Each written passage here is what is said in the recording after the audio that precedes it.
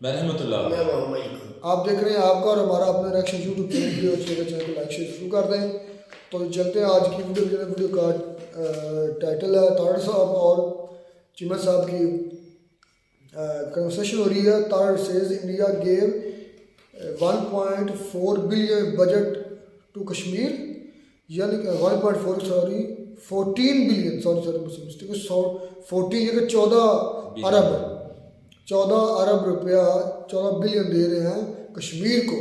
ये तो यार बहुत ज़्यादा हो गया। ये तो हम एक एक बिलियन के लिए नाके बिल्कुल भाई। रगड़ रहे हैं और ये जो सिर्फ कश्मीर की ये इतना दे दिया। खैर देखते हैं क्या वीडियो में, फिर इस पर बात करते हैं। जी हेलो दोस्तों, मैं हूं कमर चीमा और दोस्तों जैसा कि आप देख रहे हैं मेरे साथ मौजूद हैं साजिद ताड़ साहब। ताड़ साहब, सबसे पहले तो आपके वक्त का बहुत शुक्रिया sir. My pleasure, Chima sir. Thank you so much. ताड़ साहब, आज इम्पोर्टेंट डेवलपमेंट ये है कि पाकिस्तान के अंदर कश्मीर सॉलिडारिटी डे मनाया गया कल, और भारत ने कश्मीर के लिए 14 अरब डॉलर का बजट जो है वो मुख्तस किया है। ताड़ साहब, ज़रा इस पे कमेंट कीजिएगा कि हमारी जो सरकार की जो प्रायोरिटी है वो यही है कि आप नारे मारें, तकरीरें करें, और कश्मीरी सारे जो हैं वो आ रहे हैं इधर इस्लामाबाद रावलपिंडी में नौकरियों के लिए, और वहाँ पे कोई ना हम उसको टूरिज्म के लिए दुनिया को प्रोजेक्ट कर सकें हैं। इंडिया ने तो G20 के लिए कोशिश की, जबकि इंडिया आज के दिन ही इतना बड़ा बजट दे रहा है क्योंकि उनको पता था पाकिस्तान ये मना रहा है। तो दो डिफरेंट किस्म के नैरेटिव वो क्राफ्ट करना चाहते थे, एक पाकिस्तान ने किया, एक उन्होंने किया। दैट्स साहब, how do you see this, ये जो डिफरेंस है दोनों मुल्कों को कश्मीर को लेकर के? चीमा साहब, मैं आज कोशिश करूंगा कि इस कश्मीर के दोनों प्रॉस्पेक्ट, दोनों जो है वो सिचुएशन सामने रखूं। कश्मीर, भारतीय कश्मीर जो और पाकिस्तानी कश्मीर, और उसके बाद जो सुनने वाले हैं वो खुद उसका तज्जिया करें कि आगे आने वाले दिनों में क्या होगा। मैं समझता हूं कि I am nobody to take the position in there. अब उसमें ये जो आपने सॉलिडारिटी डे, यौम यकजहती मनाते हैं, ये कब शुरू हुआ? 1990 में काजी हुसैन अहमद जो जमात इस्लामी के थे उन्होंने इसका आगाज किया था। फिर उसके बाद नवाज शरीफ साहब ने 1991 में इसको एक जो अगली शक्ल दे दी उसको, जिस पे आज आप आते हैं, आप तकरीरें करते हैं, इस्लामाबाद में एक आध पोस्टर लग जाता है। मेरा ये क्वेश्चन है ये आपसे कि आप अगर पाकिस्तान के लिए सीरियस नहीं है तो कश्मीर के लिए किस तरह सीरियस होंगे आप? अगर आप पाकिस्तान को कुछ नहीं दे सकते तो कश्मीर को क्या देंगे आप? और उसमें मेरी जिस तरह आपने खुद फरमाया है कि सिर्फ सरकारी खर्चे पे सरकारी ऑर्गेनाइजेशंस के अंडर एक जलसा करके दो चार तकरीरें कर देना, उसके बाद एक सड़क का नाम श्रीनगर रख देना, फिर उसके बाद ये कह देना कि आप 5 मिनट के लिए खामोशी इख्तियार कर रहे हैं, इससे आप क्या ऑब्जेक्टिव हासिल कर सकते हैं? ये मेरा क्वेश्चन है आपसे। आप तकरीरों से आगे कहीं नहीं जा सके, ना सिर्फ कश्मीर के हवाले से, किसी पाकिस्तान की किसी भी चीज के लिए। मैं जिस तरह अर्ज करना चाहता हूं कि मैं खुद एक विक्टिम हूं पीटीआई का। उन्होंने करोड़ों के जाबों के वादे किए थे। कश्मीर क्या, उन्होंने आके यूनाइटेड नेशंस में नाम लिया था। कितने सीरियस थे वो खुद? सुबह फैसला उन्होंने किया था कि हम भारत के साथ हम अपना ट्रेड शुरू करेंगे, शाम को ही मेड द रिवर्स। बल्कि उनके बारे में तो ये भी था कि मैं आज एक और चीज देख रहा था कि वो उनके नईमुल हक साहब जो थे उनके बड़े साथी थे, और मैडम मजारी थी उनकी बहुत बड़ी सपोर्टर थी। वो उनको यही एतराज थे कि वो कहते थे हम सारा दिन बैठ के कंसेंसस करते थे, मशवरे करते थे, लड़ लड़ के चीजें डिसाइड करते थे। रात गुजर के जब सुबह होती थी तो अंदर से मैडम पीरनी जो है वो अपना काम दिखा देती थी, तो कुछ भी नहीं कर पाते। तो इस तरह तो नहीं ना ये मुल्क चलते जिस तरह आपने चलाया है। बल्कि मैं इस पे ये भी मेंशन करना चाहूंगा कि आप कश्मीर या दूसरी चीजें की तो आप क्या इनका करेंगे? मैडम जो आपकी मजारी हैं उन्होंने कहा कि एक दफा मीटिंग में बैठे थे, कैबिनेट की मीटिंग थी, पीछे से एक इनका घरेलू मुलाजिम आया, काले रंग की एक फाइल लेकर आया। इमरान खान साहब के कान में उसने कुछ कहा और खान साहब ने उस फाइल के अंदर हाथ रखा, आंखें बंद करके फिर हाथ वापस निकाल लिया, तो वो फाइल लेके चला गया। तो वो मैडम मजारी जो खुद PhD, बहुत बड़ी अच्छी राइटर रही है मुस्लिम अखबार के अंदर, मैं I am quite impressed by her. उन्होंने उस पर बड़ा एहतजाज किया, उन्होंने कहा this is how you run the country, कि somebody sitting inside is making, और अब अंदर बैठी है वो खातून जो है वो सारे पाकिस्तान के डिसीजन कर रही है, और साथ उनके मुर्शद कौन बने हुए हैं? वो आपके जो इंटेलिजेंस एजेंसियों वाले उनको रिपोर्टिंग दे रहे हैं, और वो सारा कुछ। एटॉमिक पावर इस तरह चलाई आपने 3.5 साल, तो आप आज बातें कर रहे हैं आप कश्मीर पे सॉलिडारिटी डे है आपका। चलें कोई नहीं, खैर कौन सा एक मसला है। आज डेरा इस्माइल के अंदर आपके 10 बल्कि दहशतगर्द आए हैं, उन्होंने हैवी आर्म्स के साथ अटैक किया है और उस थाने के ऊपर कब्जा करके पहले बैठे रहे और फिर जाती दफा 10 पुलिस वालों को मार के चले गए। मैं कश्मीरी डे के साथ उसको अटैच नहीं करूंगा, एक चीज के साथ अटैच जरूर करूंगा। आप बार बार ओवरसीज पाकिस्तानी को और दुनिया को कहते हैं यहाँ पैसा लेकर आए, यहाँ इन्वेस्टमेंट में करें, आगे यहाँ इंडस्ट्री चलाएं आप। इन सर्कमस्टांसेस में कौन जाएगा वहां पे। दूसरा, आगे मैं इस पे मजीद आगे जाना चाहूंगा। आज इंडियन फाइनेंस मिनिस्टर है, उन्होंने $14 बिलियन का बजट का कश्मीर का दिया, $14 बिलियन। और आपके लिए इतला नर्ज है कि आप $3 बिलियन के लिए IMF के सामने फ्लैट हो जाते हैं। इस पे मैं इस पे, और दूसरा खासकर मैं ये बताना चाहूंगा कि वहां पे क्या क्या वंडर हो रहे हैं। मैं जो दुबई वाले हैं, अलामार ग्रुप जो उनका है, वहां पे वो माल ऑफ कश्मीर बना रहा है, $60 मिलियन के इन्वेस्टमेंट वो कर रहे हैं। उसके बाद जो वहां पे उन्होंने ब्रिज बनाया है जिसका नाम चनाब ब्रिज है, 2024 में खुलेगा इसी साल। रेलवे का ऊंचा तरीन ब्रिज होगा, चनाब से 359 मीटर हाई है और 29 meter higher than the Eiffel tower of Paris. और फिर उसके बाद मैं ये जो उन्होंने 14.16 बिलियन का जो बजट दिया है, जब ये पैसा कश्मीर में लगेगा तो बॉर्डर के इस साइड वाले कश्मीरी क्या देखेंगे, क्या सोचेंगे? मैं फैसला आप पे ही छोड़ना चाहता हूं। और उसके बाद जिस तरह मैं और एक और बात मैं बताना चाहूंगा कि जो यूनियन टेरिटरीज की इकोनॉमी की फोरकास्ट जो उन्होंने की है 10% ग्रोथ की 10% ग्रोथ उनकी यूनियन टेरिटरी। उसको आप किस तरह करेंगे? आपकी इस वक्त 38% इन्फ्लेशन है ओवरऑल सारे पाकिस्तान के अंदर। बैरूनी कर्जे आपके 126 बिलियन डॉलर के कर्जे आपने देने। आपकी जीडीपी पर कैपिटा $1400 है और ग्लोबल एवरेज जो है $10,589 है। डिफरेंस जरा देखें आप। किसी के मुंह से कोई निकल रही है बात कि किस तरह ये ठीक करना है सारा कुछ। और आज जिस तरह हम पहले बात कर रहे थे, किसी सियासी पार्टी ने आज कश्मीर का नाम नहीं लिया अपने जलसों में, और कल आखिरी दिन है इलेक्शनों का। अपने मैंडेट के अंदर इन्होंने 370 की धारा की बात की है इन्होंने, लेकिन आज तकरीरों में क्यों नहीं शामिल किया? क्या वजह है? और उसके बाद बल्कि एक और बात मैं भूल गया, कश्मीर के अंदर आज मैं, क्योंकि आप सॉलिडारिटी डे मना रहे थे तो इस पे मैं कुछ 1-2 आर्टिकल पढ़े। हर बूढ़े बंदे को 1000 से 1500 रुपया हर बूढ़े बंदे को दिया जाता है कश्मीर के अंदर। और उसके बाद जो जब इन्होंने 370 की धारा की थी, प्राइम मिनिस्टर डेवलपमेंट पैकेज के जरिए 53 प्रोजेक्ट्स इंट्रोड्यूस कराए गए थे जिनकी 58 करोड़ वैल्यू थी उस वक्त जो कश्मीर के अंदर उन्होंने किया था। और इस वक्त मेरा मकसद है कि 230 करोड़ जीडीपी के ऊपर खर्चा करेगा भारत। और वो सिर्फ वही नहीं कर रहे हैं, आप उनकी वैसे ग्रोथ देखें, जिस तरीके से वो एयरपोर्ट बना रहे हैं, हाईवेज बना रहे हैं। कभी इसी तरह अमेरिका में बनी थी जब इनकी तरक्की का तारा चढ़ रहा था। सेकेंड वर्ल्ड वॉर के बाद यहाँ पे भी इन्होंने 1960s में, इनकी तरक्की का सीक्रेट यही था कि हर शहर के साथ सी पोर्ट थी और फिर इन्होंने सड़कों का जाल बिछाया था, जिसके बाद जो आज तक एंजॉय, आज से कुछ साल पहले तक ये कर रहे थे, अब तो नहीं कर रहे। अब तो इंफ्रास्ट्रक्चर क्रिपलिंग कर रहा है। आज तो अगर देखा जाए, आज सुबह 60 मिनट्स के ऊपर मैंने एक डॉक्यूमेंट्री देखी है जो कि इन्होंने बताया है कि किस तरीके से मिडिल क्लास चाइनीज यहाँ पे आ रहे हैं। पता नहीं वो करने क्या आ रहे हैं। अकॉर्डिंग टू डोनाल्ड ट्रंप वो तो यही कहते हैं कि शायद America, China wants to build an army within America. लेकिन ये बहुत तशवीशनाक बात है। और मैं हैरान हुए जब 60 मिनट्स जो कि उनका प्रोग्राम है यहाँ पे चैनल हमारा है 60 मिनट्स, उन्होंने बताया है कि पास से चाइनीज 3000 बंदा, साथ एक बंदा बैठा था जिसकी लैंड के ऊपर से चाइनीज गुजरते हैं। उसने कहा 3000 चाइनीज पर वीक यहां से गुजर रहे हैं और सामने खड़े होते हैं बॉर्डर पेट्रोल वाले ज़ॉम्बीज बन। बल्कि एक और बात मैं हैरान हो गया हूं कि उन बॉर्डर पेट्रोल वालों को चाइनीज जबान नहीं आती, तो उन्होंने मैंडरिन के अंदर रिकॉर्डिंग की है उनको गाइड करने के लिए। क्या thank you so much, you have come to the America. Guiding, ये गाइड उनको करते हैं, लगा के बताते हैं मैंडरिन। ये this is what the state of America is right now. मैंने जिस तरह आपको हमेशा अर्ज किया था कि ये बहुत बड़ी कुर्बानी दे रहे हैं to make America one party rule, क्योंकि इनके ऊपर, इनके असाब के ऊपर छा चुका है चाइना। वो भी वन पार्टी रूल है, ये वन पार्टी रूल डेमोक्रेट्स बना के, लेकिन वो तरक्कियों पर है।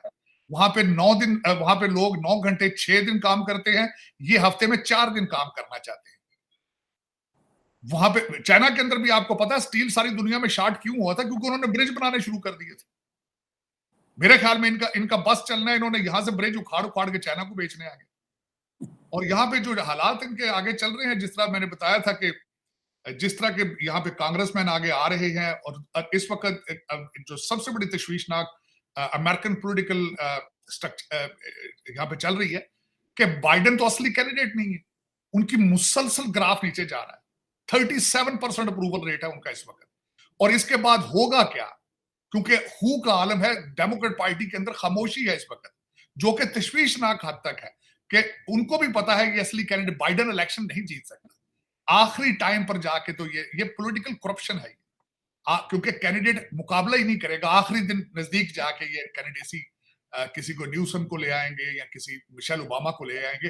लोग उसका असली जो रिपब्लिकन कैंडिडेट हैं, जो कि यहाँ के पॉलिटिकल एक्सरसाइज होती है कि डिबेटिंग होती है, एक दूसरे के सारे गड़े मुर्दे उखाड़ के सामने रखे जाते हैं कौम के कि ये इसका माजी ये है, लेकिन ये कौम को बताने का मौका नहीं देंगे। यकलत ओबामा जो है वो सामने आएंगे, वो अपना नूरा कुश्ती करेंगे और उसमें फिर वो अगले 12 साल से तो मुल्क चला रहे हैं, 20 साल चलाएंगे। उसके बाद हो सकता है वो कीनिया चले जाए और अमेरिका कीनिया बन जाए, ये भी कोई पता नहीं। लेकिन चीमा साहब, इस वक्त कश्मीर का फैसला मैं समझता हूं कि पाकिस्तान को, आज हमारे मिलिट्री चीफ साहब गए हैं, उन्होंने दौरा किया है बर्फानी एरियाज का। हमारे काकड़ साहब ने भी एक बयान दिया है।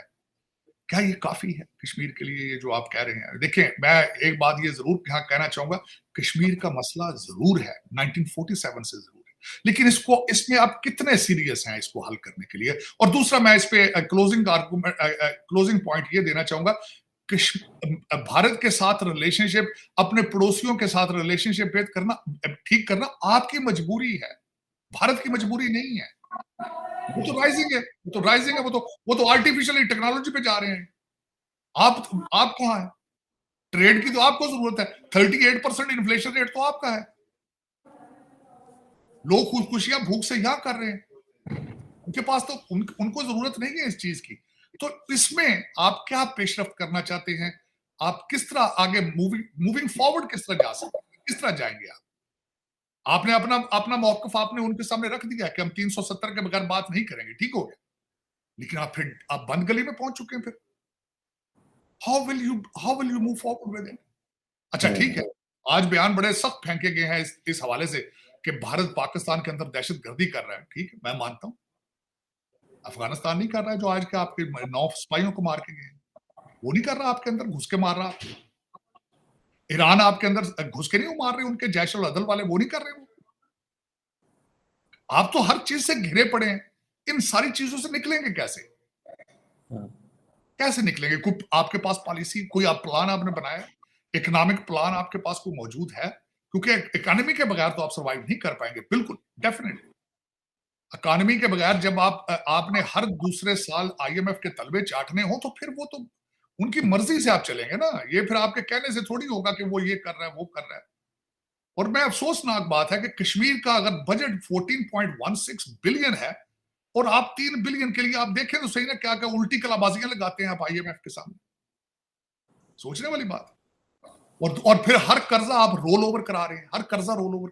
और मैं एक और बात यहां पे कहूंगा चीमा साहब, कि आपका जो फॉरेन डेट है, आप देने के तो आप उसको आप फॉरेन कर्जा तो देने के काबिल ही नहीं। तो फिर तुसी वो रिजवी साहब वाला फार्मूला कर लो, TLP वाले आया जो गौरी नहीं, किस तरह दिया जाएगा कर्जा, ये मेरी समझ से बाहर। मैं जो देखता हूँ इसको, साहब हमारे पास तो एक ही फार्मूला है जो कि पूरी दुनिया में एक्सेप्टेबल है, तरला मेहनत माफी। तो वो ही हमने और क्या कहना था साहब। नहीं चीमा साहब, मैं इसमें पंजाबी में कहते हैं थोक जो पकौड़े तलना, लेकिन ज्यादा अरसा नहीं हो सकता, 1-2 दफा तो शायद आप कर लें। रोल ओवर किस तरह रोल ओवर सारा कुछ करेंगे? मोहम्मद बिन सलमान वगैरह का पेट्रोल तो अब बिकना नहीं है, तो फिर वो कर्जे वापस, या तो कर्जे आगे से देने बंद कर देंगे, रोल ओवर बंद कर देंगे। मैं कहता हूँ ना, बैंकरप्सी कल जो आपने देनी तो आज ही दे के जान छुड़ा के नए सिरे से वो काम शुरू करें आप। लेकिन देखना, कोई एक सिंगल प्रोडक्ट आपके जेहन में है इस वक्त? बल्कि मैं आज हैरान इस बात पे हूं, चीमा साहब, आप मेच्योर डिसीजन भी नहीं लेते। मेच्योर डिसीजन लेने से मुराद ये है कि आप अपनी मजहबी पार्टियों की या चीजों के लिए इनको कंट्रोल क्यों नहीं करते। आज जो जलसे उन्होंने किए लंबे चौड़े, उससे सारी दुनिया को नजर आ रहा है। बल्कि मैंने एक वेस्टर्न चैनल के ऊपर देखा है, वो रेडिकलाइजेशन ऑफ पाकिस्तान की बात कर रहे थे, उनके जलसों की तादाद सामने रख के, जमात इस्लामी की, टीएलपी के जलसों की, और फिर वो अपने जो हमारे मौलवी साहब हैं अजहर साहब, उनके बच्चे की कैंपेन की सारी चीजें किसी वेस्टर्न मीडिया ने सारे सामने रख के देखी कि ये।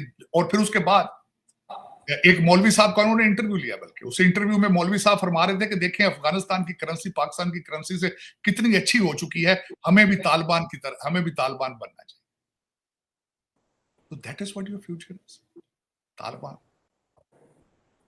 हालांकि मैं शर्मिंदगी है बात करते हुए, इमरान खान साहब आए थे, इमरान खान साहब का भी नाम यही बना था, तालिबान खान, जो जश्न मनाते थे, तारीफें करते थे। फिर 50 उनके बंदे जेलों से इन्होंने छोड़े थे, फिर उन लोगों को लाके रीसेटल करना चाहते थे। ये ऑक्सफोर्ड ग्रेजुएट भी वहां जाके अगर टीएलपी से मुतासर हो जाए, रिजवी साहब को फॉलो करेंगे, फिर जिस तरीके से हमारी पीर नहीं आई है, तो हमने फिर पीछे मुड़ के नहीं देखा। क्या इस्लाम के अंदर जायज है चीमा साहब? मेरे ख्याल में मुझे आज तक कोई ये जवाब नहीं दे सका। ये शोबदाबाजी, काला जादू इस्लाम के अंदर ये जायज है कि मुझसे शादी करो तो वजीर आजम बन जाओगे? मुझे कोई ढूंढ के दे, मैं तो खुद ऐसी बीबी ढूंढना चाहता हूं जो मुझे बना दे। कोई मेरा मकसद वजीर शजीर ही बना दे, पीएम, चलो की बन तो कुछ समझ पूरा, अगर कोई लेना है तो पूरा पैकेज ले, वजीर आजम का पैकेज ले लेते हैं, फिर वजीर तो छोटी चीज है ਤੁਹਾਡੇ ਵਾਸਤੇ। नहीं, कोई मेरा मतलब छोटी उम्र की खातून होवे जड़ी आंदी होवे कि मेरे को इतने ज्यादा जिन नहीं। देखिए मजे के आगे आपको बात बताना चौची मतलब, और जज बशीर साहब बीमार हुए ना, और लौंडे लपाड़े क्या कह रहे हैं? वो कह रहे हैं जी जिन्होंने बीमार किया है, जिन्होंने जज बशीर साहब है जिन्होंने इनको खराब कर दिया। तो इमरान खान बचा लो अपना, को समझ नहीं आ रही जिन्हें यार। वो इमरान खान की जो अभी मौजूदा सिस्टर इन लॉ हैं, उन्होंने इंटरव्यू दिया है। वो एक डॉक्टर साहब अमेरिका होते हैं, उनको इंटरव्यू में सुना है, उसको कहा है उन्होंने कहा है कि इमरान खान बड़े परेशान रहते थे शायद, तो मैंने कहा रूहानी इलाज के लिए मेरी बहन से मिला करें। तो वो रूहानी इलाज के लिए फिर मेरी बहन से मिलना शुरू हुए, और फिर वो मसला जो है वो शादी तक पहुंच गया। तो ताड़ साहब, ये रूहानी इलाज जो है, ये हमारे लीडर्स को रूहानी कितना को इलाज चाहिए? इतना शिद्दत आ जाती है रूहानी इलाज में कि शादी कर देते हैं, मतलब ये। और वो भी देखे ना, मैं खुद रूहानी ढूंढ रहा हूँ इस तरह का, अगर सिलसिला हो जाए तो मुझे बताइएगा जरूर।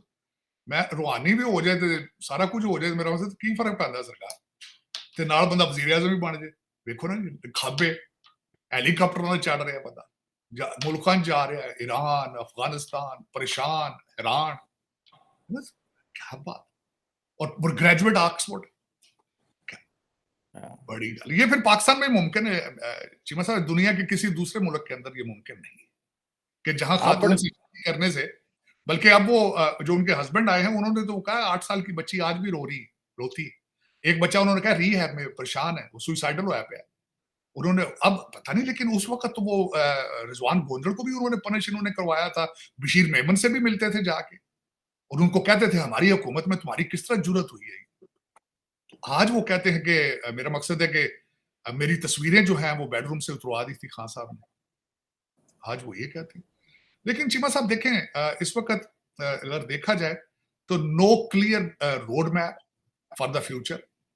आज मियां साहब की स्पीच का सबसे बड़ी मरी के अंदर उन्होंने जो सबसे बड़ा खिताब फरमाया, 2 लफ्ज उन्होंने कहे उसमें, मरी आई love you, you love me, I love you. ये सबसे बड़ा उनका फिक्र था आज। और दूसरी बात आई है जो पता चली है कि 3-4 चीजें जो खतरनाक था, कि मैं आपकी सियासत का जरा निकाब उतारना चाहता हूं थोड़ा सा। मियां साहब सुना है कि अगर 100 से सीटें ज्यादा मिले तो खुद वजीर आजम बनना चाहेंगे, अगर 80 के करीब सीटें मिले तो शहबाज शरीफ साहब होंगे, और उसके बाद उन्होंने शर्तें रख दी हैं कि बच्ची मेरी मरियम नवाज जो है वो चीफ मिनिस्टर बनेंगी। और उसके बाद खास कर मैं एक और बात बताना चाहूंगा, दो किस्म के लोगों को उन्होंने निशाने पर रख लिया है। जो लोग शहबाज शरीफ के कैंप को सपोर्ट करते रहे उनको भी हराना चाहते हैं, उन्होंने ये भी फरमाइश दे दी। और जो लोग खाकान अब्बासी के कैंप में, उनको भी, चाहे अपनी पार्टी के लोग, कई अपने मुस्लिम लीग नून के लोगों को इनकी ख्वाहिश है कि उनको ना जीतने दिया जाए। आप खुद अंदाजा लें। और ये भी पता चल रहा है कि खाकान अब्बासी साहब अपनी एक नई पार्टी बना रहे हैं, जितने सारे जो मरियम नवाज के साथ जो लोग एग्री नहीं करेंगे वो सारे उस पार्टी को ज्वाइन करेंगे। तो ये इनका अपना ये फ्यूचर है। और दूसरा, मियां साहब चाहते हैं कि मेरे बाद मेरी वलीयत जो है इस मुगलिया तख्त के ऊपर जो है वो मेरी बच्ची बैठे, वो रजिया सुल्ताना बने आ गया। और मियां साहब ने कहा है कि वो, आपने कहा ना आई लव यू, उसने कहा यू लव मी, तो मियां साहब ने आज कहा if you love me I love you too, if you love me. पता नहीं मियां साहब सियासी जलसे में गए थे या किसी डेट पर गए थे मरी, मुझे तो ये नहीं समझ आ रही। आज शुक्र है गुची की उन्होंने टोपी नहीं पहनी हुई थी उन्होंने, तो वैसे मफलर उन्होंने बड़े बर्बरी के और महंगे शहंगे लेते हैं, वो तो पता चल रहा है सारा कुछ। डॉक्टर साहब वो देखिए ना, कई लोग वैसे कहते हैं कि लीडरशिप का ड्रेस इस तरह का होना चाहिए कि वो अवाम के साथ कनेक्ट करे। इधर लीडरशिप जो है वो, आप भी अगले दिन कह रहे थे फर के कोट पहने हैं और ये और वो, और अवाम थले कैंची चपला दे जनाब पैड़े बुरे लाल। 2025 चीमा साहब, मैं सिर्फ ये अर्ज करना चाहूंगा, मैं क्वेश्चन करना चाहता हूं, उन्हीं लॉ स्कूलों से महात्मा गांधी पढ़े थे, उन्हीं लॉ स्कूलों से जिन्ना पढ़े थे, उन्हीं लॉ स्कूलों से नेहरू पढ़ा था, उन्हीं लॉ स्कूलों से हमारे अगली ये पौध भी ये सारी पढ़ के आ रही। मैं क्वेश्चन करूंगा, गांधी साहब ने कपड़े क्यों उतार के वो पहन लिए थे दूसरे? मेरा क्वेश्चन, आपने कभी देखा कि नरेंद्र मोदी ने गुची की टोपी पहनी है उसने? आपने कभी देखा नेहरू की? मुझे दिखाए नेहरू के सूट कपड़े दिखाए मुझे, उसमें किस तरह क्या हालत थी। नेहरू बहुत एक अमीर फैमिली से था। चीमा साहब, मैं आज पाकिस्तान अगर जाऊं सियासत करने, मेरी शक्ल बिल्कुल होनी चाहिए जिस तरह वो आपका आम पार्टी का बंदा, मफलर होनी चाहिए, कैंची चप्पल होनी, और 2 बटन मैं जानबूझ के तोड़ दूं अपने गिरेबान के, क्योंकि मैं उनको रिप्रेजेंट कर रहा हूं। चीमा साहब, मैं अर्ज करना चाहूँ, निगरान हुकूमत है, निगरान काकड़ साहब का कोई पोर्टफोलियो ही नहीं, किसी जगह से जीत कर नहीं आए वो। सूट टाइयां उनकी तरफ देखें, सूट टाइयां देखो। चलो चीमा साहब, किस्मत ही ऐसी है हमारी, फिर उसमें क्या डीएनए से किस्मत पे आ जाते हैं। मैं तो फिर इन चीजों पर क्योंकि जख्मी इंसान हूं, मैं तो यही कह सकता हूं कि हमारे जख्मों के ऊपर ये नमक छिड़कते हैं। ये सारे डुअल सिटीजन हैं, पाकिस्तान की असल बीमारी यही लोग हैं। चले कोई नहीं, फिर चीमा साहब, जहां 76 साल गुजर गए हैं, 176 और साल से क्या फर्क पड़ता है? कोई फर्क। डॉक्टर साहब, असल तो कंपटीशन तब होना है, बात तब होनी है जब 100 साल पे इंडिया ने अपनी अचीवमेंट्स गिनानी और हमने अपना कहना। डॉक्टर साहब, आपने एक बात की कि इंडिया तरक्की कर रहा है। आजकल इंडिया के अंदर भी बहुत सारे जो स्ट्रेटजिस्ट थिंकर्स हैं, स्ट्रेटजिस्ट हैं, वो एक बात कर रहे हैं कि can India really grow without the region, कि रीजन के बगैर ग्रो कर सकते हैं। मालदीव्स के साथ अंदर एक कैंपेन है एंड जिसको कहते हैं ना कि इंडिया को निकालो, बांग्लादेश की ऑपोजिशन कहती है इंडिया को निकालो, पाकिस्तान के साथ मसले। ये भी कई लोग सवाल करते हैं कि अगर इंडिया ने खित्ते में, अगर इंडिया दुनिया का चौधरी बनना चाहता है या इस खित्ते से थोड़ा बाहर का चौधरी बनना चाहता है, तो देन अपनी घर में तो अपने आप को मनवाना है, जैसे अमेरिका ने तार साहब मनवाया है। वो आप अक्सर बात करते, आप कनाडा की भी बात करते हैं, आप साउथ अमेरिका की भी बात करते हैं, वो कौन सी ट्रीटी है जो साउथ अमेरिका के साथ थी इनकी। सो द पॉइंट इज कि ये जो क्वेश्चन है, can India really grow without the region, ये क्वेश्चन है। इसको आप देखते हैं, आपने क्योंकि थोड़ी देर पहले कहा था कि इंडिया तो आगे निकल गया, आप पीछे रह गए हैं, तो मैं इस सेंस में कह रहा था कि खित्ते को भी तो साथ लेके चलना पड़ता है। उसमें चीमा साहब 2 चीजें जो इस वक्त आपके साउथ एशिया के इश्यूज चल रहे हैं, 2 दुनिया की ताकतें जो है उस एक ही खित्ते के अंदर है, इंडिया और चाइना साथ साथ। ये पहली दफा होगा कि जो 2 ताकतें हैं जिनके बॉर्डर भी मिलते हैं एक दूसरे के साथ, वो आमने सामने। अब मैं उसके इश्यूज बताना, तो मैं छोटा बताना चाहूंगा। मालदीव से उन्होंने कहा जी कि आप निकले यहां से, ठीक हो गया, मौजूद साहब ने कह दिया। एक तो ये बताना चाहूंगा कि वो माली के अंदर उन्होंने अपना इलेक्शन हार चुकी है उनकी पार्टी, एक। दूसरा, उन्होंने आज जिस तकरीब के अंदर उन्होंने कहा है कि जी इंडिया पुल आउट कर रहा है, वहां 80 उनके नंबर थे बैठे सिर्फ 24 लोग थे उनके साथ। मोइजू साहब के सामने सिर्फ 24 जो मेंबर ऑफ पार्लियामेंट बैठे थे, जहां उन्होंने ऐलान किया है कि 10 मार्च को पहली खेप निकल जाएगी और दूसरी खेप जो है वो 10 मई को निकलेगी। लेकिन चीमा साहब बस उसमें मैं बताना चाहूंगा कि इस वक्त डिफिकल्टीज भारत क्या सेव कर रहा है, वो पाकिस्तान नहीं है, चाइना है। मालदीव के अंदर भी चाइना पैसा फेंक रहा है, नेपाल के अंदर भी चाइना पैसा फेंक रहा है, भूटान आसपास सारी गेम ही चाइना और इंडिया की है और पैसे की गेम है। उसमें करप्ट जो मेरे भाई हैं सारे, उनकी लॉटरियां निकली हैं, उनकी प्रॉपर्टियां लंदन और दुबई में बन रही हैं मुसलसल। लेकिन ये कि भारत का मसला चाइना है इस वक्त, और वो देयर स्ट्रॉन्ग। अच्छा आप कह रहे हैं कंट्रीज की बात, बांग्लादेश उनके साथ है, बांग्लादेश को पैसे देते हैं। मालदीव के साथ भी आर्मी निकल रही है लेकिन सिविलियन उनको रिप्लेस कर रहे हैं। और दूसरा ये महीने डेढ़ की बात है, दोबारा इंडिया का बंदा आएगा वहां पे, क्योंकि वहां पे खासकर कैपिटल के अंदर जो उनका मेयर का इलेक्शन था उसमें तो इंडिया का बंदा इलेक्शन जीत चुका है। और दूसरा नेपाल भी उनके कंट्रोल में है, क्योंकि नेपाल इज अ लैंडलॉक, और वो अगर इनसे पेट्रोल ना जाए तो वैसे नेपाली फारग हो जाएंगे। और वैसे भी आपको पता है कि थोड़ा सा इन्होंने मसल फ्लेक्स किए थे, जो गोरखा आर्मी के अंदर उन्होंने कहा था हम नहीं जाएंगे, they have gone back, they have taken 2 steps back matter of fact. लेकिन उसमें चीमा साहब ये बात आपकी बिल्कुल ये मैं 100% एग्री करूंगा, रीजन के साथ आपको लेके चलना होगा। इस वक्त अगर देखा जाए 2-4 चीजें मैं और मेंशन करना चाहूंगा चीमा साहब। भारत की जो आपकी मिडिल ईस्ट है उनके साथ रिलेशनशिप, जो नेवल एक्सरसाइज सऊदी अरेबिया के साथ वो कर रहे हैं वो देख लें, उनका रेड सी के अंदर उनकी प्रेजेंस को देख लें। और फिर दूसरा, और यूरोप जो है, क्योंकि उन्होंने टेक्नोक्रेट भेज दिए हैं अपने, डायस्पोरा नहीं है, टेक्नोक्रेट्स, डिफरेंस है। डायस्पोरा एक और चीज होती है, टेक्नोक्रेट और चीज होती है। दूसरी मैं कल बात ये कर रहा था चीमा साहब, अमेरिका के अंदर अमेरिका को बनाने वाले कौन थे? हमारे जूश भाई थे। जूश भाई कौन थे? जो सेकंड वर्ल्ड वॉर के बाद सारी अपनी साइंटिफिक रिसर्च, सारी नॉलेज जर्मनी से लेकर आए थे। उन्होंने अमेरिका को अगले लेवल पर लेकर गए थे। वो तो एक पीरियड गुजर चुका है, अब दूसरा पीरियड है आर्टिफिशियल इंटेलिजेंस का। उस पर ग्रिप किसकी होगी आपको नजर आ रहा है? आपको मैंने बताया था 5 मिलियन कंप्यूटर प्रोग्रामर भारत में बैठे हैं। उसके बाद 1 लाख जो आर्टिफिशियल इंटेलिजेंस स्पेशलिस्ट बनाएंगे, दुनिया को वो चलाएंगे। तो उस पर उनकी ग्रिप है, फ्यूचर पे नजर है उनकी। तो चीमा साहब दर हकीकत अमेरिका के अंदर ये भी, बल्कि आपने खुद अगले दिन इस पे एक ब्लॉग किया था कि इंडियंस जूश लॉबी को रिप्लेस कर रही है, डेफिनेटली कर रही है, आगे पीछे ही होके करेंगे। क्योंकि उसकी वजह यह है कि इजराइल जो है उनकी भी बहुत बड़ा बैकग्राउंड है यहाँ पे। जिस तरह मैं कर्ज करना चाहूंगा, टोनी बिल्कन साहब जूश, जैक सुल्वन जूश, और उसके बाद कैमला हैरिस के हस्बैंड जूश। और इस तरह, ये तो एक छोटी सी मिसालें दे रहा हूँ, आधे सेनेटर, आधे कांग्रेसमैन या खुद जूश हैं या उनकी बीवियां जूश हैं।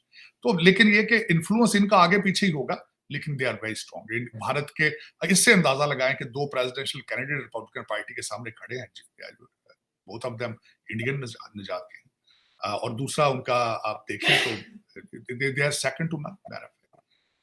और हमें इससे सीखना चाहिए, हमें इससे सीखना चाहिए। हमारी गवर्नमेंटों को, हमारे जो डिसीजन करने वाले हैं, आज भी you can still take a step. आज भी कोशिश करें कि बच्चों को, अनफॉर्चुनेटली हो क्या रहा है चीमा साहब, जो बच्चा अच्छी स्टेम सब्जेक्ट लेता है, इमिग्रेशन करा के फौरन कनाडा, ऑस्ट्रेलिया और अमेरिका चला जाता है। आपका आगा खान यूनिवर्सिटी से बच्चा पढ़ता है, फौरन यूएसएमएलई करके अमेरिका भाग जाता है। ये इस चीज को रोकना होगा। अब उन्होंने ऐसे इन्वायरमेंट क्रिएट किए हैं कि लोग, चाइना और भारत ने, कि यहां से बच्चे पढ़ के वापस जा रहे हैं, आपके लोग पढ़ के भाग रहे हैं। इस पे तवज्जो दें, आप स्कॉलरशिप दें, J1 स्कॉलरशिप दें कि हम पढ़ाएंगे, लेकिन you have to come back, you have to come back to serve Pakistan. अब इस वक्त मैं अफसोस के साथ कहूंगा, तरक्की आप क्यों नहीं कर पा रहे? आपके अस्पतालों से भागे हुए डॉक्टर जो है सारे आपके आईजी बन जाते हैं। आपके इस्लामाबाद के आईजी इस वक्त इंस्पेक्टर जनरल पुलिस, वो भी डॉक्टर है। पंजाब के इंस्पेक्टर जनरल जो है वो भी डॉक्टर है। क्या बात है भी, क्यों? डॉक्टर का क्या काम है आईजी पुलिस बनना? यही आपकी नाकामी का सीखने है। यही आपको जिस काम के लिए तालीम दी जाती है वो नहीं करते, आप करप्शन के लिए आगे ओहदे ले लेते हैं। आपके अंदर नेशनलिज्म नहीं है, करैक्टर साजी नहीं है, शराफत नहीं है, तो उस पैसे पहन दे, पैसे पहन दे। ताड़ साहब, वो भी बिल्कुल आपकी बात सही है कि पैसे नहीं पहन दे रहे, लेकिन ताड़ साहब वो सेक्रेटरी ऑफ स्टेट आपके अमेरिका के सऊदी अरब गए हुए हैं, सुना कुछ जंग शंग रखवाने गए हैं। वो ईरान पे स्ट्राइक्स तो कर दी हैं उन्होंने, लेकिन सुनने में आया कि वो गए हैं और कहते हैं कि अमन के लिए गए हैं। तार साहब, एक इतनी दफ़ा अमेरिकी वज़ीर ख़ारजा ख़ित्ते में जाए और मामलात नॉर्मलाइज ना हो, तो फिर आपकी बात में बड़ा वज़न होता है जब आप कहते हैं कि ये बोर हो गए हैं, आप कहते हैं कि इनकी कैपेसिटी नहीं है। इस पे थोड़ा कमेंट करें, ये जो ब्लिंकन साहब गए हुए हैं सऊदी अरब। चीमा साहब, ये इसमें तो कोई इस वक्त शक नहीं है कि इस वक्त अमेरिका चला रहे हैं ओबामा साहब। अर्ज ये करना चाहूंगा कि ओबामा साहब जब सऊदी अरेबिया जाते थे, उनको रियाज का मेयर रिसीव करता था। आप इससे अंदाजा लगा लें कि इस वक्त अमेरिका की फॉरेन पॉलिसी क्या है। MBS साहब जो है, इनको बिठा के अंदर सो जाते हैं खाना खा के। बाहर टोनी बिल्कन साहब बैठे होते हैं और वो अंदर सो जाते हैं। 4-4 घंटे उनको वेट कराता है, टू ह्यूमिलिएट है, टू प्लीज चाइना। और दूसरा ये, और अगर आपको PL, आपको अगर आपके वेस्ट बैंक का वो क्या नाम है उनका, जो हमारे फलस्तीनियन बुजुर्ग हैं, जो अगर वो भी ना आपसे मिल के खुश हों, अगर वो भी आपसे खुश ना हो, अगर आप इजराइल को आप $14 बिलियन आप जंग के लिए दें लेकिन आपकी बात ही ना सुने, $4 बिलियन साल का देते हो तो आपकी बात ही ना सुने। मैं इस पे जो हमारे वर्माट के कांग्रेसमैन हैं, जो कि पहले प्रेसिडेंशियल कैंडिडेट भी रह चुके हैं, उन्होंने अगले दिन कांग्रेस में स्पीच दी थी कि हम इतना पैसा इजराइल को देते हैं, Israel has to listen to us, but they don't, but they don't. Israel का इन्फ्लुएंस इतना ज्यादा है कि बीबी नेतन्याहू कांग्रेस में स्पीच देने आए थे। ओबामा भाईजान, जो कि in love with Iran as a president, वो कांग्रेस में ही नहीं आए थे, लेकिन उसने स्पीच अपनी दी थी आगे हाउस के अंदर। This is called the strength, this is called the strength. तो वो चीमा साहब, आने वाले दिन बड़े अजीब से होंगे। आने वाले दिन, एक तो इस वक्त पूरी दुनिया के अंदर बैलेट के ऊपर अथॉरिटेरियनिज्म, एस्टेब्लिशमेंट और डेमोक्रेसी है हर बैलेट के ऊपर। सियासी पार्टियां नहीं, इसमें सियासी पार्टियां ने क्या करना है, इस वक्त बैलेट के ऊपर ये चीजें चल रही। सबसे पहले तो कौम, सारी दुनिया को डिसाइड ये करना होगा कि what kind of system of government is working for us. इसने 2-4 चीजों ने बड़ा सख्त डेंट डाला है जमहूरियत के ऊपर। सबसे पहला डेंट डाला है आपकी सोशल मीडिया ने, इंटरनेट ने, और दूसरा डेंट कोविड ने डाला है आपकी इकोनॉमीज को, और ये जंगें जो हैं उसी की बाय प्रोडक्ट्स हैं। और ये 2-4 चीजें जो हैं, जिस तरह मैंने आपको अर्ज किया था कि $34 ट्रिलियन का जो एक रोलिंग बॉल है, पता नहीं कब फटता है, क्या होता है इसका, लेकिन the universal future is in at the stake. America इस वक्त लीड करने की सलाहियत नहीं रखता दुनिया की। ये भी एक इशू है दुनिया का, ये भी बहुत बड़ा मसला है, क्योंकि रशिया, चाइना और भारत ये वैक्यूम को फिल करना चाहते हैं, क्योंकि वैक्यूम छोड़ा है ओबामा साहब ने, अमेरिका ने। अब वो कितने अरसे में फिल होता है, कैसे फिल होता है, coming days will tell, coming days will tell. बिल्कुल सही तार साहब, लेट्स सी कमिंग डेज में ये क्या चीजें होती हैं। एक बल्कि चीज मैं खास कर, जो चीमा साहब आपके देखने वालों को खास चीज एक कहना चाहता हूँ, आज सुबह मेरे नजर से गुजरा है जी, कि very interesting, very interesting. El Salvador यहाँ पे एक कंट्री है, वहां पे नईब बुकले उनका नाम है, नईब बुकले। उसको कहते हैं he is the coolest dictator, coolest dictator. आज सुबह मुझे उनके थोड़ा सा प्रोफाइल पढ़ने का पता चला है, Palestinian descended. His grandfather went to Salvador, और उनकी वहां पे टेक्सटाइल फैक्ट्री थी, और नईब बुकले साहब ने कहा कि मैं अपने फैमिली प्रोफेशन में नहीं जाऊंगा, मैं सियासत में जाऊंगा। He is so much popular. 75,000 लोगों को उसने जेल में दिया, जो ड्रग लॉर्ड और माफिया और गैंगस्टर थे। He is so popular among them. मैं समझता हूं कि ये भी जो पॉलिटिकल साइंस में इंटरेस्ट रखते हैं, इंटरनेशनल अफेयर में, this is the last closing thing I want to tell them to read about him and enjoy it. That is something else to think about it when we're talking about democracy and talking about dictatorships and system of governments. बिल्कुल। बल्कि वो मुझे आपके leader Trump साहब की बात याद है। उनको किसी ने पूछा कि तुम डिक्टेटर तो नहीं बनोगे, उसने कहा except for the first day. तो मैं बॉर्डर बंद कर दूंगा, और and then all that, let's see. Massive deportation, and it's very well needed. The respect of law has to be, वो कहते हैं कि come from the front door, don't come from the back door. Thank you very much, Thar sir. It's always a pleasure talking to you, sir. बहुत शुक्रिया आपका बात का, sir. क्या ये ताज्जुब की बात है कि हम एक तरफ कश्मीर के नारे लगा रहे हैं और कश्मीर सॉलिडेरिटी डे मना रहे हैं, सिर्फ और सिर्फ बातों पर टरका रहे हैं। या बल्कि मेरे ख्याल में हम खुद को अपने आप को धोखा दे रहे हैं। असल में कश्मीर की सही तरक्की और डेवलपमेंट जो कर रहे हैं, जो खिदमत मैं दूसरे लफ्ज़ों में कहूँगा, वो इंडिया कर रहा है। भाई खिदमत कैसे होती है? डेवलपमेंट से, उनके बच्चों को खाने पीने के देने से, उनके बच्चों को नए हॉस्पिटल देने से, उनके बच्चों को तलीमी निज़ाम देने से, उनके बच्चों को आर्टिफिशियल इंटेलिजेंस की तरह या के तरक्की तरफ लेके जाने की वजह से, तो वो सारा कुछ इंडिया कर रहा है। भाई अभी शुरू हुआ है, ठीक है, पहले वो हम मानते हैं पहले हालात कुछ और थे, लेकिन अब तो चीज़ें बेहतर तरफ शुरू हो चुकी हैं। मैं अब भी ये नहीं कह रहा सारा कुछ उधर ठीक हो गया, शुरू हो चुका है। $14 बिलियन आप 3 बिलियन, वो ताड़ साहब ने भी यही बात की कि $3 बिलियन के लिए आप IMF के घुटने पर पकड़ते हैं। खुद माना हमारा जो साबका वज़ीर आज़म शहबाज शरीफ साहब, वो माना है कि भाई हमने जो है ना IMF ने हमसे नाक के नकीरें निकलवाई हैं। यार ये अगर शहबाज शरीफ इतना गैरतमंद होता ना, तो अगर उसको अपनी कंट्री की या कुछ लोगों की फिक्र या कुछ अपनी इज्जत यानी कि रिस्पेक्ट को होती, तो उसको पता चल गया था कि हमने सिर्फ $3 बिलियन जो है ना वो IMF से मांगे और हमें कितनी शरारत वो हमसे मनवा रहा है, क्या कुछ हमें करना पड़ रहा है। तो हमें गैरत ही नहीं है, हम बेगैरत है। इंडिया देख लो जिसको हम कहते हैं कि वहाँ पर जुल्म हो रहा है। मैं अभी कल 5 फरवरी जो है ना यहाँ पर हमने कौमी अपना यकजहती कश्मीर डे मनाया गया था हमारे पाकिस्तान में।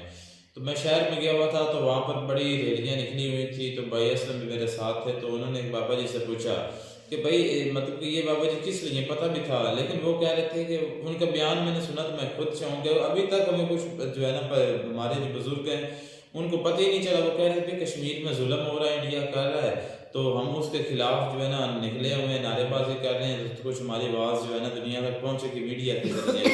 तो भाई ये जुल्म कर रहा है, 14 बिलियन का दे रहा है। तो बताया कि असल जुल्म तो भाई आपकी कंट्री में खुद आपके साथ हो रहा। आपको नहीं पता कि आपका popular leader Imran Khan jail में पड़ा हुआ है, जिसको कोई केस नहीं था और झूठे केस मुकदमा लगाकर उसको जेल में डाला हुआ है, और आप आर्मी आपके ऊपर रोल कर रही है। नहीं, उनको बताना था ना कि $14 बिलियन जो है वो इंडिया दे रहा था कश्मीर में। आपने से बताया फिर अपने कश्मीर का, पाकिस्तान का और इंडियन फिर मुतमिल हुआ कि नहीं? नहीं, फिर आगे से बाबा जी की बोलती बंद होगी, आगे से बोला ही नहीं, क्योंकि उसको इतना जानता नहीं, पर सुनी सुनाई पर जो है ना वो लगे हुए थे, इतना उनके पास नॉलेज नहीं था। नहीं खूब भाई, क्या कहना चाहेंगे? एक तरफ हम नारे और दूसरी तरफ इंडिया 14 बिलियन, क्या समझते कश्मीर कहाँ अच्छा चल रहा है? मैं तो क्या बोली इसके ऊपर, बोलती बंद हो गई यार इतनी। मैं कहता हूँ कश्मीर का मुद्दा छोड़ देना चाहिए। अच्छा, दूसरे हमने तो नहीं पकड़ा हुआ, हमारी दूसरे कंपनी ने पकड़ा हुआ। जो तारण साहब एक बहुत बड़े मंजे हुए सियासतदान भी हैं, अब तो वो बिजनेसमैन भी हैं, तो वो अमेरिका में रहते हैं, अपनी फैमिली को लेके वो अमेरिका में चले गए। वो है गुजरात के, पंजाब के रहने वाले। जो कहना चाहते हैं वो बात करें, उसका आप बायोडाटा बताना। मेरी बात ही तारण पे है। अच्छा, कि तारण साहब बैठ के बड़ी अपने कद से बड़ी बातें कर देते हैं। ठीक है। पहले नंबर तो मजा तो तब आए तारण और कमर चीमा भी भाग के मुल्क से चला गया है। इमरान रियाज जो है इतनी मार 6 महीने खाने के बावजूद भी अपने मुल्क की खातर, अपने अवाम की खातर आवाज आदमी उठा रहा है, उसको फिर मिलाओ स्टार्ट हो गया। अगर इतनी हिम्मत और जरूरत है तेरे अंदर साजिद तारण साहब, आप तशरीफ लेके आए ना अपने मुल्क के अंदर। जिस तरह इमरान खान को उतारा गया, दूसरे लीडरों की तरह वो भागा नहीं, मुश्किल घड़ी में अपने मुल्क में खड़ा, अपने अवाम के साथ खड़ा है। गुर्बत और बेरोजगारी में भी आप में इतनी हिम्मत है, इतनी सख्त है, तो और पाकिस्तान के अंदर इमरान खान के साथ उसका साथ दो।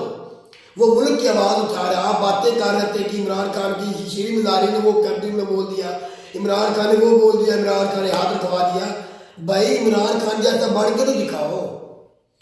इमरान खान ने तो मुल्क नहीं छोड़ा। इमरान खान को दुनिया की कौन कंट्री जो नहीं जानती, पूरी दुनिया में कौन सी कंट्री है जो इमरान खान की इज्जत को नहीं जानती, इमरान खान की शख्सियत को नहीं जानती।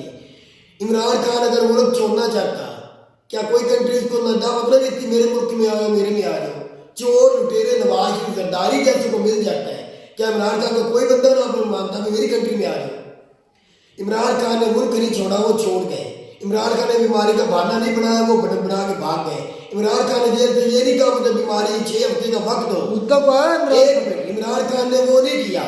क्यों ना, मतलब इमरान की बात हुई है यार, सारी पहली बात इमरान खान के ऊपर कारण की हुई है।